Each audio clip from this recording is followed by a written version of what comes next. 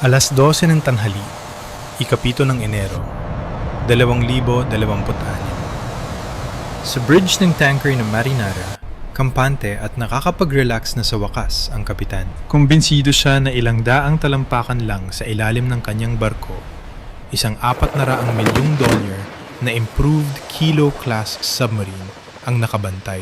Ang tinaguriang black hole ng Russia ay handang wasakin ng sinumang American cutter na magtatangkang lumapit. Sa isip niya, panalo na siya. Ngunit ang hindi niya alam, sa nakalipas na 45 minuto, may nangyari na. Isang coordinated na acoustic net ng US at Ukraine ang tuluyan ng lumumpo sa kanyang tagapagtanggol. Iniwan nito ang submarine na bingi, bulag, at tumatakas sa gitna ng kaguluhan. Sa loob ng eksaktong 120 segundo, mag-iisa na lang ang Marinara. Haharapin nito ang buong puwersa ng isang US Coast Guard tactical team na mabilis nang bumababa sa kanilang deck. Para maintindihan kung paano tayo humantong sa ganitong sitwasyon sa North Atlantic, kailangan nating bumalik sa huling bahagi ng Desyembre 2025. Sa mainit at asul na tubig ng Caribbean, ang tanker na Bella 1 ay mababa ang pagkakaupo sa tubig. Nagkakarga ito ng milyon-milyong bariles ng langis mula Venezuela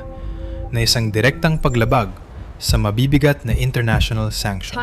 Pakiramdam ng mga tripulante ay sinuswerte sila. Akala nila, ang lawak ng karagatan ang kanilang pinakamagandang taguan. Pero hindi nila alam na 200 milya ang layo na markahan na sila ng US CGC Monroe. Isa itong 418-foot Legend-class National Security Cutter. Isipin niyo ang Monroe hindi lang bilang isang barko, kundi isang lumalangoy na kuta ng mga sensor. Hindi nila kailangang lumapit para makita ang mga smuggler ng personal.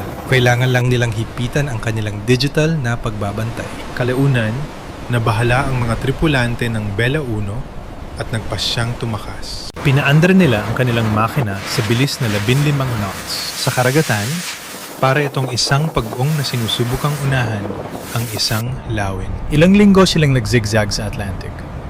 Desperadong sinusubukang humalo sa magulong trapiko ng mga barkong pangkalakal. Pero ito ang totoo sa modern warfare. Hindi ka makakatago sa isang Boeing P-8A Poseidon. Lumilipad sa taas na 25,000 talampakan gamit ng mga joint US at British crews ang AN/APS-154 Advanced Surveillance Radar. Iniskan nito ang daan-daang milya ng karagatan bawat segundo. Ang mga radar operators ay naghahanap ng 3 tiyak na death signals. Una, ang bilis na hindi tugma sa profile ng barko. Pangalawa, ang direksyon na lihis sa karaniwang daanan ng mga barko. At pangatlo, ang kawalan ng signal mula sa AIS transponder para itong pagmamaneho ng kotse sa gabi nang walang anumang ilaw. Nagawa ng Bella 1 ang lahat ng 3 paglabag bago pa man sila makaalis ng Caribbean. Sa isang desperado at halos katawa-tawang hakbang para hindi mahuli, pininturahan ng mga tripulante ang barko ng bagong Russian flag. Pinalitan din nila ang pangalan nito at ginawang Marinara. Akala nila, ang diplomatikong pagpapanggap na ito ay pipigil sa US Coast Guard na umaksyon. Pero yon ang kanilang malaking pagkakamali. Sa opisyal na pag-angkin ng proteksyon mula sa Russia, pinilit nila ang Kremlin na iligtas ang kanilang imahe. Hindi pwedeng hayaan ng Moscow na mapahiya ang bago nilang asset. Kaya, ipinadala nila ang tanging meron sila sa malapit, isang improved Kilo-class submarine. Nagsaya ang mga tripulante ng Marinara nang mabalitaan nilang parating na ang kanilang black hole protector. Akala nila ay nakaset na ang patibong para sa mga Amerikano. Linggid sa kanilang kaalaman, ang mga Amerikano at ilang henyo sa teknikal mula sa Ukraine ay kumilos na. Ginawa na nilang tiyak na kabiguan ang rescue mission na ito. Tapos na ang habulan. Hindi na lang ito basta misyon ng Coast Guard. Ito ng maritime equivalent ng pagtitipon ng Avengers sa gitna ng nagyayalong karagatan.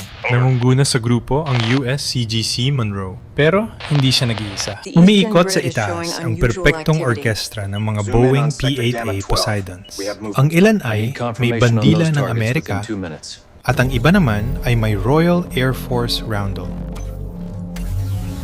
Para mapanatili ang pressure sa operasyon, Ipinadala ng As British you can ang see, the RFA thermal Tide anomaly Force. along Isa the itong ridge is dambuhalang expanding tanker faster na than nagsisilbing projected. mobile gas We need to station advise the Para fleet hindi to kailanman divert. maalis ang tingin ng alyansa sa target kahit isang segundo. Pero narito ang sikretong sangkap. Ang bagay na hanggang ngayon ay ipinagtataka pa rin ng High Command ng Moscow. Ang Ukraine. Habang ang akala ng mundo ay nakatutok lang ang Kyiv sa mga trenches sa Donbas, The sensor iba ang readings ginagawa confirm ng the mga contact technical is geniuses neutralized, sa Commander. We are SBU clear to at proceed. GUR. Abala sila sa paglalaro ng apat na D-chess sa Atlantic. Gamit ang ilang taong raw data mula sa kanilang sea drone strike sa Black Sea, nakabuo sila ng isang sistema. Isang AI pattern recognition system na kayang hulaan ng galaw ng Russian Navy na mas mahusay kaysa sa mga Ruso mismo. Hindi lang sila nang huhula kung nasaan ang rescue submarine. Kinakalkula nila ang pagdating nito hanggang sa eksaktong nautical mile. Sa pamamagitan ng secure na NATO battle link, direktang ipinapasa ng mga Ukrainian specialists ang coordinates sa Monroe. Ginawa nilang transparent na aquarium ang buong North Atlantic. At sino ang malaking isda na lumalangoy papasok sa digital na sapot na ito? Ang ipinagmamalaking improved Kilo-class submarine ng Russia. Sa papel, ang bagay na ito ay isang bangungot. Ito ay 242 talampakan ng malamig na bakal ng Russia na kayang sumisid ng halos 1,000 talampakan sa dilim. Ang katawan nito ay balot ng specialized anechoic tiles. Para itong high-tech na balat ng goma na sumisipsip sa mga sonar pings na parang esponga. Sa Kremlin, tinatawag itong black hole dahil ito raw ang pinakatahimik na bagay sa karagatan. Sa halagang $400 milyong bawat isa, tumaya ang Moscow na ang invisible na multong ito ay magpapakabog sa mga Amerikano. Akala nila, hahayaan na lang ng US na makatakas ang oil tanker. Medyo nakakatawa isipin. Talagang akala ng mga Ruso na sila ang mga mangangaso na nag-aabang sa dilim. Ang hindi nila alam, ang hatol sa kanila ay isasagawa na 1 oras at 21 minuto ng hapon.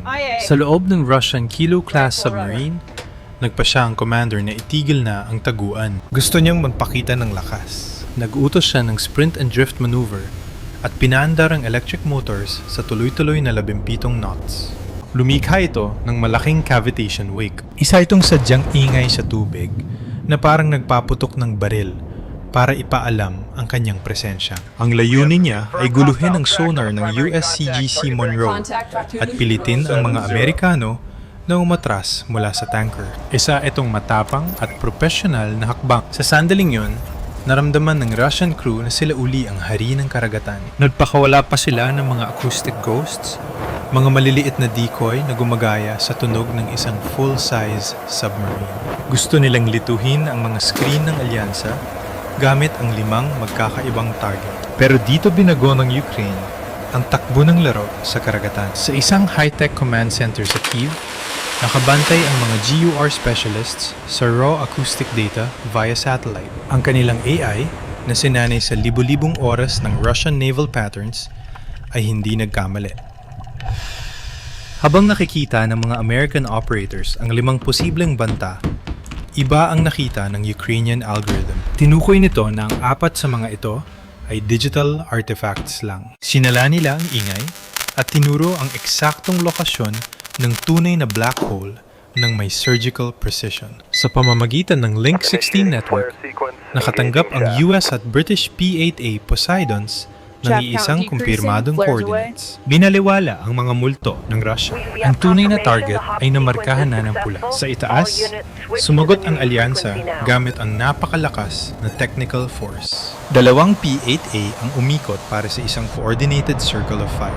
Sa loob ng ilang segundo, nagpakawala sila ng mahigit 100 high sensitivity sonobuoys. Hindi lang ito mga kagamitan sa pakikinig. Aktibo silang nangangaso. Pagbagsak sa tubig, nagsimula ang mga ito ng sabay-sabay na ping sequence na lumikha ng isang localized acoustic grid. Sinubukang lumaban ng Russian commander. Inutusan niya ang kanyang electronic warfare suite na i-jam ang sonobuoy uplinks. Sa loob ng ilang segundo, kumurap ang data feed ng alyansa. Ang tensyon sa bridge ng Monroe ay sobrang bigat. Ngunit agad na lumipat ang mga P-8A sa frequency hopping logic.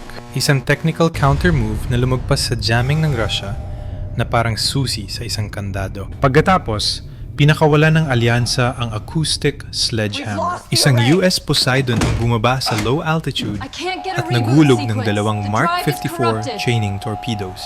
Wala itong dalang pampasabog, pero puno ito ng malalakas na acoustic emitters. Habang umiikot ang mga ito pababa sa Kilo class, nagsimula ang sunod-sunod na malalakas na acoustic events. Sa loob ng Kilo, ang karanasan ay matinding kaguluhan. Ang $400 milyong sonar arrays na nagsisilbing mata ng submarine ay biglang binulag ng matinding white noise. Hindi tinatamaan ng bomba ang mga Ruso, pero ang kanilang barko ay tactical na binulag. Pumuti ang kanilang mga screen. Nag-overload ang kanilang mga sensors. Napagtanto ng commander ang nakakatakot na katotohanan. Ang kanyang submarine ay neutralized na. 5 minuto na ang nakakaraan. Ang kayabangan ay napalitan ng taranta at pagtakas.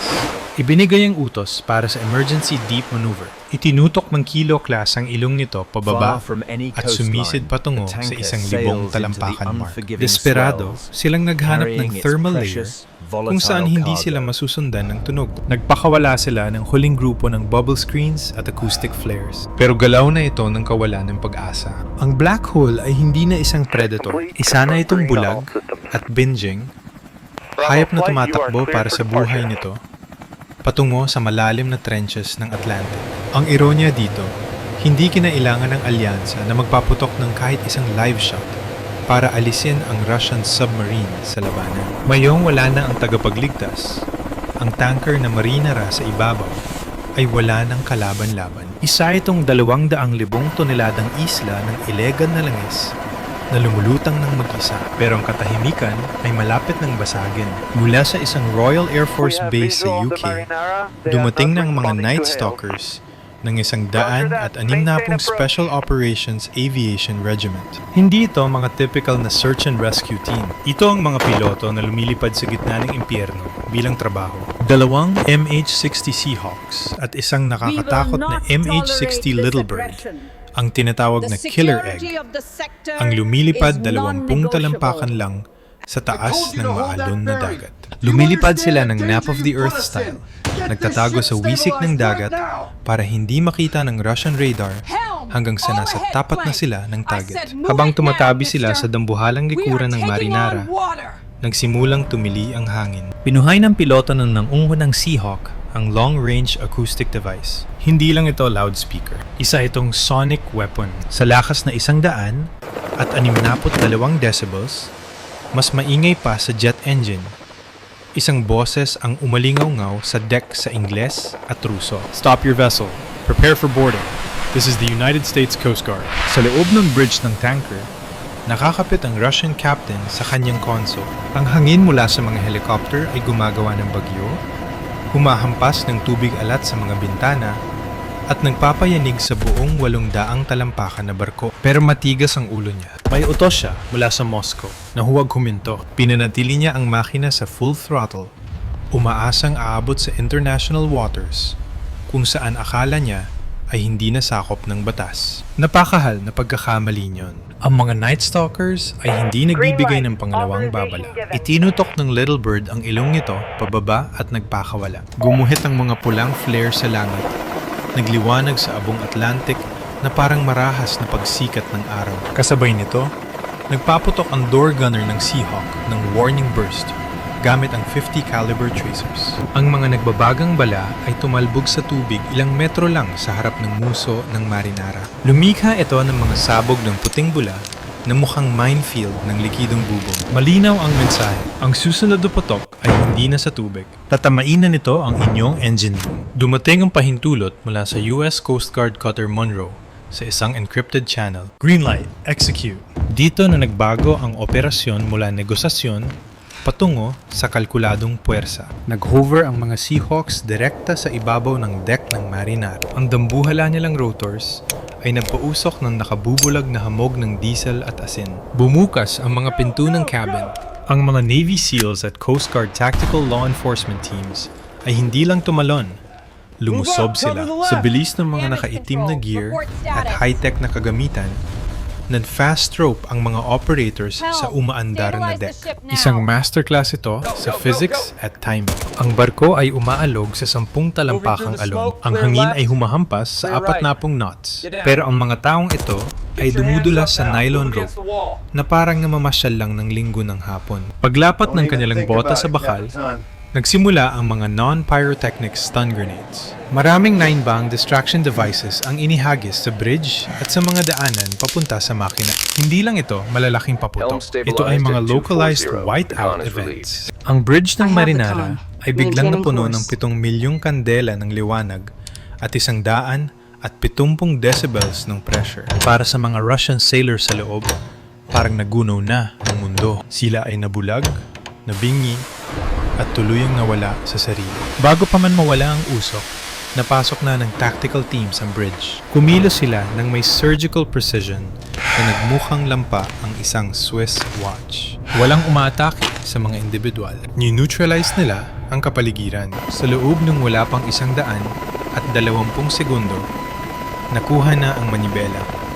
Pinatay ang throttle at na-lockdown ang engine room. Ang dambuhalang puso ng Marinara, ang 10,000 horsepower diesel engine nito, ay umungol at tumahimik. Ang Russian crew, na kanina lang ay nagtatawanan at naghihintay sa kanilang black hole protector, ay nakadapa na ngayon sa sahig. Nakatingin sila sa makikintab na bota ng mga American operators. Ligtas ang katawan nila, pero wasak ang kanilang psikolohiya. Pinaanuod lang nila kung paano ipinahiya ng isang sonar grid ang kanilang $400 milyong strategic escort. At nakita nilang nakuha ang kanilang invincible na tanker sa oras na kasing bilis lang ng pagtimpla ng kape. Ang Marinara ay hindi na isang multo ng Shadow Fleet. Isa na itong lumulutang na crime scene, patay ang makina at nasa ilalim ng kabuuang kontrol ng alyansa. Ang patibong ay hindi lang basta gumana, naisagawa ito ng may antas ng profesionalismo na hindi na pwedeng kwestiyonin. Ang North Atlantic ay opisyal ng sarado para sa ilegal na negosyo ng Russia. Hindi lang ito basta pagsamsam. Isa itong ganap na pagbagsak ng sistema ng Russian Shadow Fleet. Ang Marinara, kasama ang milyon-milyong bariles ng sanctioned na langis, ay isa ng frozen asset. Ang control systems ng barko ay binago na, at ang halaga nito sa lohistika ay naging zero. Para sa Moscow, hindi lang ito na walang kargamento. Isa itong malaking butas sa kaba ng bayan na dumudugo na dahil sa gastos ng mahabang digmaan. Sa pagpapabagsak sa isang tanker na ito, nakompromiso ng alyansa ang buong supply chain ng Shadow Fleet. Isipin niyo ito bilang isang system-wide firmware crash. Lahat ng insurer, kapitan, at middleman na nagtatrabaho para sa Russia ay nakitang naglaho ang kanilang proteksyon. Ang panganib ng pagnenegosyo sa Moscow ay umabot na sa pinakamataas na antas. At ang dagdag gastos para sa ilegal na langis ay naging masyado ng mahal para bayaran. Ang pinaka-nakakatakot na aral para sa Kremlin ay ang Kiev factor. Ang katotohanan na ang Ukrainian intelligence na hinubog sa apoy ng Black Sea ay kaya nang magpakita ng lakas sa malalim na Atlantic. Isa itong strategic nightmare. Napilitan ngayon ang Russia sa isang imposibleng dilema. Hahatakon ba nila pabalik ang mga natitirang submarine para protektahan ang kanilang mga hangganan? O ipipilit nilang eskortan ng mga tanker at ipagsapalaran ang higit pang kahiyahiyang pagkatalo? Lahat ng galaw nila ngayon ay talo. Pag-usapan naman natin ang matematika ng operasyong ito. Sa halaga ng ilang dosenang sonobuwis at ilang oras na lipad ng P-8A, na-neutralize ng alyansa ang isang $400 milyong strategic asset. Nasamsam din nila ang $42 milyong na halaga ng illegal na langis. Iyan ang return on investment na magmumukhang barya lang ang kinikita ng pinaka-agresibong pondo sa Wall Street. Simple lang ang aral dito. Hindi ka mananalo sa digmaan ng ika-21 siglo sa pagiging pinakamalakas sumigaw o sa pagkakaroon ng pinakamalaking stealth toys. Mananalo ka sa pagiging pinakamatalino. Mananalo ka kung meron kang mas mahusay na firmware, mas matalas na AI, at alyansang kayang gawing transparent na patibong ang buong karagatan. Sinubukan ng Moscow na maglaro ng chess sa dagat. Pero hindi nila alam na nagpapatakbo na ang alyansa ng isang Grandmaster level simulation ng bawat galaw na gagawin nila. Kayo, ano sa tingin nyo? Kung ikaw ang commander ng Russian submarine na yon, Mananatili ka ba para lumaban? O ang pag-atras ba ang tanging lohikal na galaw? At para sa mga tech geeks na nanonood, ano ang mas nagpahanga sa inyo? Ang acoustic sledgehammer ba na bumulag sa sub? O ang surgical fast rope boarding ng Night Stalkers? Ilagay ang inyong mga opinion sa comments sa ibaba. Kung matalas ang inyong tactical analysis, ipipin ko ito sa itaas. Huwag kalimutang is-smash ang like button at mag-subscribe para sa higit pang malalimang pagsusuri sa teknolohiyang nababago sa takbo ng digmaan. Paalam muna sa ngayon.